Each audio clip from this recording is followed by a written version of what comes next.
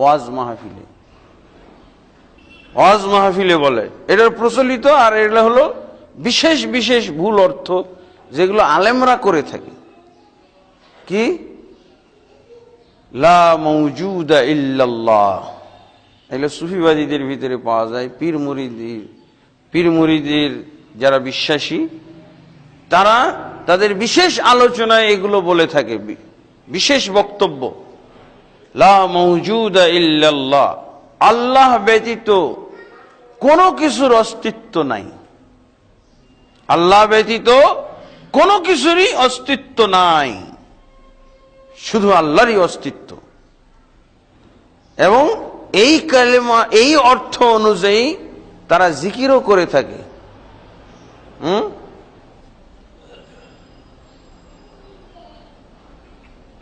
এই অর্থ অনুযায়ী তারা জিকির করে থাকে। তাও লা মাওজুদা ইল্লাল্লাহ, আর এই অর্থ মানে এই অস্তিত্ব জগতে আল্লাহ ছাড়া কিছু নাই।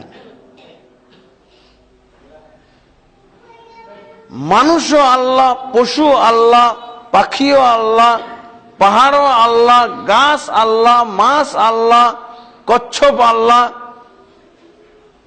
গাছপালা, তরুলতা সবকিছু আল্লাহ। নাউযুবিল্লাহ, লা মাওজুদা ইল্লাল্লাহ, আল্লাহ ছাড়া কোনো কিছুরই অস্তিত্ব নাই এই জগতে। তার মানে যা দেখা যায় সবই আল্লাহ। এদেরই কিছু আকীদা হলো, এই ভুল অর্থ থেকে কিছু তাদের বিশ্বাস বের হয়ে গেছে। সেগুলো কি?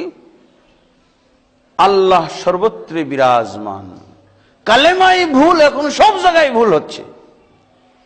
আল্লাহ সর্বত্রই বিরাজমান, এই যে বলেছে লা মাওজুদা ইল্লাল্লাহ, আল্লাহ ছাড়া এই জগতে আর কোনো কিছুরই অস্তিত্ব নাই।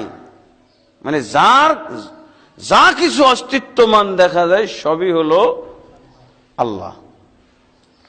আর এরই শাখা হিসেবে আল্লাহ সম্পর্কে আকীদা বের হয়ে এসেছে, আল্লাহ সর্বত্র বিরাজমান। সর্বত্র মানে সব জায়গায়, সব কিছুতে। এটার ব্যাখ্যায় বলা হয়, মাসিক মদিনায় তো আছে, মাসিক মদিনার মাধ্যমে প্রচার করা হয়েছে কি আল্লাহ সর্বত্রে সব কিছুতে বিরাজমান। একেবারে এরকম করে বাংলা ভাষায় ব্যাখ্যা করে বলা হয়েছে, আল্লাহ সর্বত্রে সব কিছুতে বিরাজমান। এই হলো কালেমার তরজমা বুঝার পর এই আকীদার জন্ম। এরপরে আরেকটা আকীদা এখান থেকে বের হলো কি, ওরা জিকিরও করে মাফি কলবি গায়রুল্লাহ, আমার অন্তরে আল্লাহ ছাড়া কিছু নাই। অন্তরে বাইরে কোথাও আল্লাহ ছাড়া কিছু নাই। এবং এদের যারা পূর্বসূরি তারা বলে গেছিল কি মাহফিল জুব্বাতি ইল্লাল্লাহ, এই জুব্বার ভিতরে আল্লাহ ছাড়া কিছু নেই। এটা কে বলেছিল? নাউযুবিল্লাহ,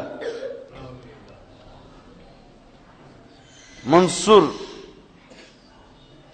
হাল্লাজ, ইবনে মনসুর আল হাল্লাজ। ও এরকম এই আকীদা পোষণ করেছিল, তাকে এই কারণে হত্যা করা হয়েছিল। বায়েজিদ বুস্তামি বলে গেছে বাহাসতুল্লাহ আরবাঈনা সানাতান, কোন কোন বর্ণনা আছে সিত্তিনা সানাতান ফাইযা হুয়া আনা, আমি আল্লাহকে খুঁজতে লাগলাম। কোন বর্ণনায় আছে 40 বছর খুঁজেছি আল্লাহকে, পাই নাই। কোন বর্ণনায় আছে 60 বছর আল্লাহকে খুঁজেছি, পাই নাই। কিভাবে পাবো? আমি শেষমেশ প্রমাণিত হলো যে আমি তো আল্লাহ। আল্লাহকে খুঁজে বেড়াইলে পাবে নাকি? নাউযুবিল্লাহ। এই হলো বায়েজিদ বুস্তামি। এর আবার আমাদের দেশে মাজার আছে। এর আরবিতে নাম হলো আবু ইয়াজিদ আল বুস্তামি, আর আমাদের বাঙালি নাম হলো বায়েজিদ বুস্তামি। তার নামে অনেকেই নামকরণ করে, সন্তানদের নাম পাওয়া যায় বায়েজিদ। আর আরবি নাম হলো আবু আবুল ইয়াজিদ আল বুস্তামি,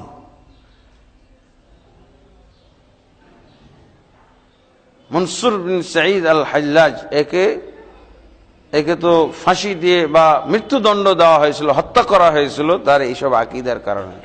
কিন্তু আমাদের সমাজে এই আকীদাগুলো এখনো রয়ে গেছে এবং এই আকীদাগুলোই আমাদের সমাজে বেশি প্রতিষ্ঠিত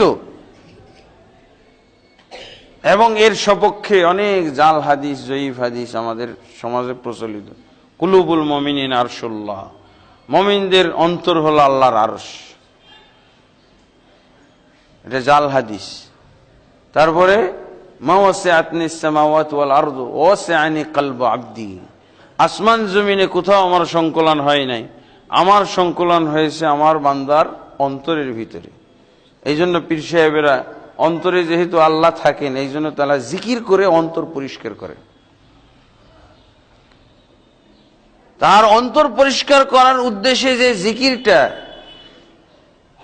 তার কারণটাই তো হলো বাতিল। আল্লাহ অন্তরে থাকে নাকি? নাউযুবিল্লাহ। কোরআন মাজিদে কোথাও নাই। আল্লাহ কোরআন মাজিদে যেটা বলেছেন,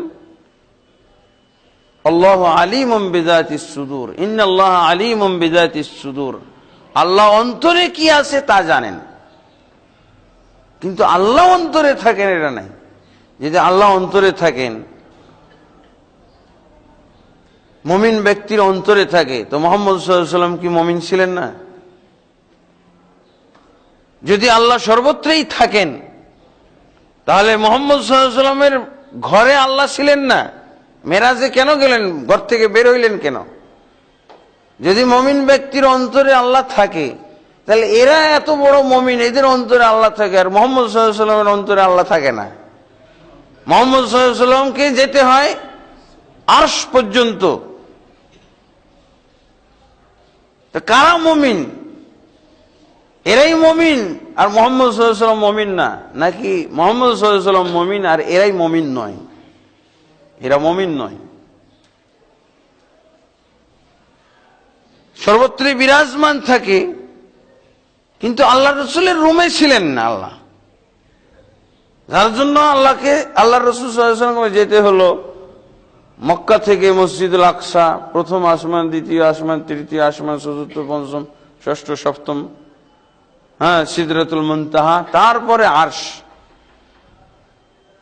আর আল্লাহর সাথে সেখানে রাসূলুল্লাহ সাল্লাল্লাহু আলাইহি ওয়াসাল্লাম কথোপকথন করে আসলেন।